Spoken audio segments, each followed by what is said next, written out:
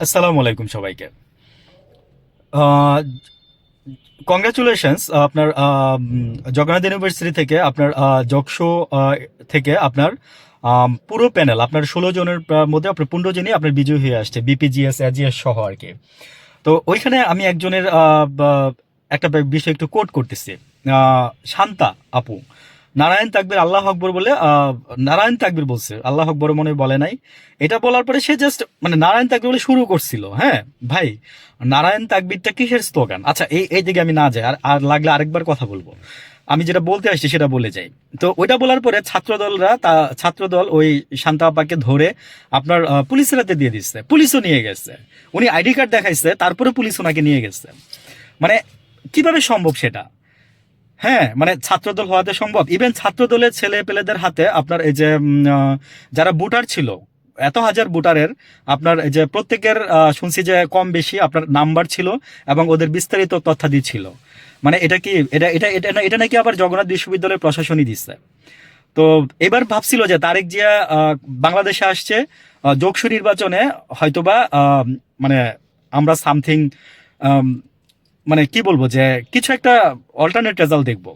কিন্তু না, আমার মন ভাই আগেই মানে বলছিলাম যে ওই যে আমার মন মাঝে মাঝে কথা বলে বা বাড়ি দেয়, আমি যেটাকে আমাদের ভাষায় বলি আর কি, যে আমার মন বাড়ি দিয়েছিল যে যোগসুতে যেমন খালেদা জিয়া মারা যাওয়ার কিছুদিন আগে আমি বলছিলাম যে খালেদা জিয়া মারা গেছে। কিছুদিন আগে না, বেশ বেশ কিছুদিন আগে আমি খালেদা যেহেতু মারা গেছে প্রায় 1 মাস ধরে একটা নাটক চলছে, বলছিলাম তখন যে নাটকের মঞ্চ তৈরি হচ্ছে। দেখেন আমি ভিডিওটা কবে পাবলিশ করছিলাম। আর এই যে যোগসু নির্বাচন নিয়েও গতকালকের আগের দিন বলছিলাম যে এবারে যোগসু মানে জিতে যাবে, জগন্নাথ ইউনিভার্সিটি জিতে যাবে।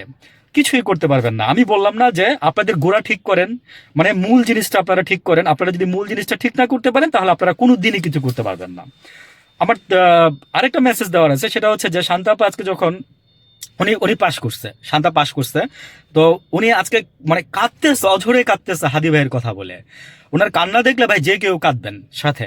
উনি অঝরে কাঁদতেছে আর বলতেছে যে আমি যখন মনোনয়নপত্র দাখিল করছি বা জমা দিচ্ছি তখন আমি হাদি ভাইকে মেসেজ দিচ্ছিলাম। হাদি ভাই আমাকে ফোন দিয়ে বলছে যে শান্তাকে, সবাইকে ফোন দিয়ে বলছে যে শান্তাকে জিতাইতে হবে। আজকে হাদি নাই, হাদি ভাই নাই, কিন্তু আমি ঠিকই জয়ী হয়ে এসেছি। বুঝছেন?